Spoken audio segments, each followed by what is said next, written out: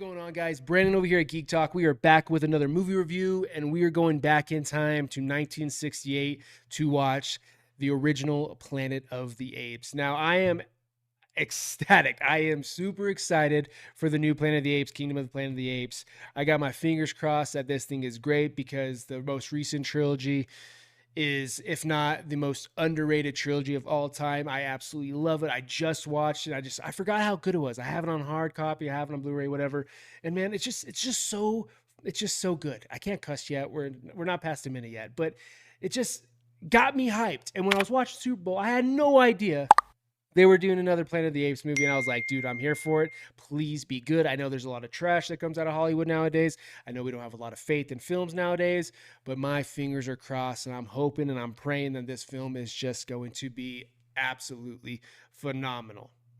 But yes, I want to do a quick rundown, not a quick rundown, but I want to do every review of every movie. I don't know how I'm going to do it. I don't know if I'm going to jumble some of them together because some of them are trash. Some of them I don't think I've seen yet. Maybe like the last two or three of the original ones, maybe two of them. I don't know. I've seen Mark Wahlberg's, Tim Burton's. I've seen the new trilogy. I've seen the OG. I've seen the second one. And I've got some thoughts, man. I've got some thoughts, dude. And you know what? One of the first things I want to highlight about the original Planet of the Apes is that opening scene. And I don't know if I was just too young, too dumb, didn't notice. I don't know what my problem was. But that opening shot of we have the camera on, in front of the spaceship, Taylor's spaceship crashed down or crash landing onto the ape planets. Dude, that's Northern Arizona. That's my neck of the woods, dude. That's where I'm from. That's where I live. That's my place, man. That's my neighborhood, dude. And it was just so cool to see. And they got some great shots of just the scenic and the beautifulness and the prettiness, I guess, of Northern Arizona. If you have not been to Arizona, go visit Arizona. Don't go to Phoenix. Don't go to Tucson. Don't go to any like the big cities. Come up north, man. Enjoy the weather, the forest, the mountains, our lakes, our rivers. Just enjoy it all, man. This gets some cool shots of. I'm pretty sure he crash lands in Lake Havasu. I'm pretty positive. Don't fact check me. Don't quote me, but it looks pretty damn near. We see the Colorado River, I believe. We see a lot of northern Arizona up kind of like by Page, Arizona, I want to say.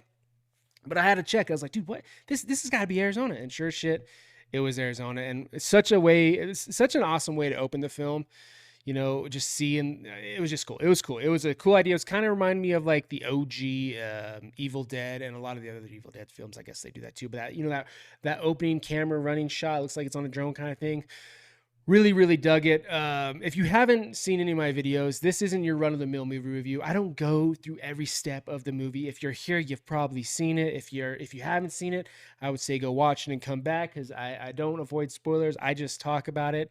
The cast, loved them, dude. Zira and Cornelius were great. Taylor was fine. Charlton Heston played Taylor. I don't know a lot about him. I don't know a lot about this OG cast, but I loved him, man. The everything that that I really dug about this film that I thought it was really cool was the practical effects, the makeups for the apes and the prosthetics. It's just truly impressive when you go into a film like 1968, made in 1968. You're not expecting the biggest and the best things, and it could really be a turnoff and make you not want to go watch because you just don't think the technology or whatever's there at the time.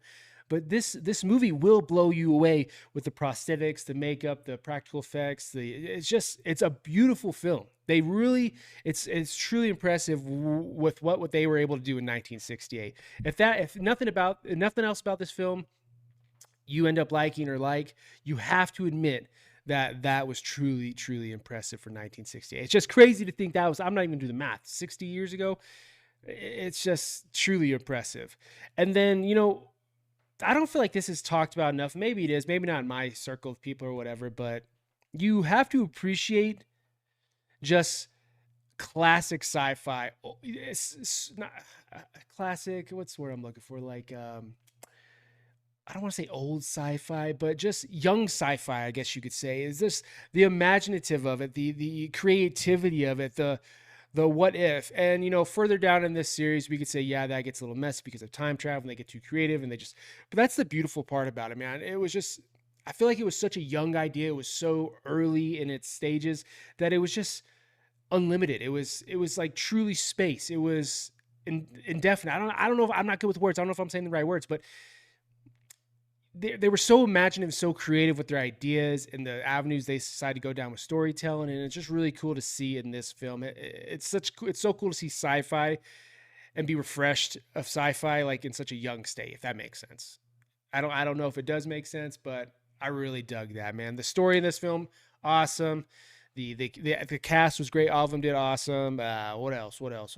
I mean, there's a cool action scene when the apes are capturing the humans. That I don't think there's a word of dialogue said throughout the whole thing, and it's very intense. It's very captivating, and